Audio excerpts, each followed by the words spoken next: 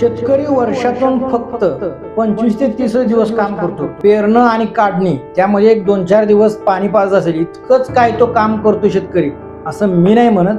तर असे राजस्थानचे सीएम भजनलाल यांचं वक्तव्य आहे. ते वक्तव्य पहा, तुम्हाला समजेल कि 25 दिन 30 दिन से ज्यादा किसान काम नहीं करता है, सिर्फ वो बुवाई करने जाता है और काटने जाता है.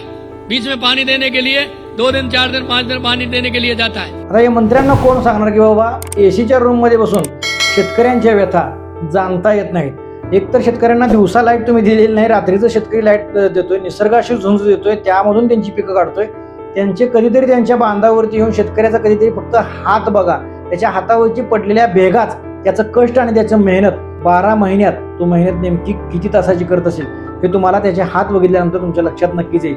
आणि जर शेतकऱ्यांनी ठरवलं किंवा माझ्या घरापुरतंच मी पेरेल, त्यावेळी मात्र जग उपाशी मरेल, इतकं मात्र लक्षात असू नये.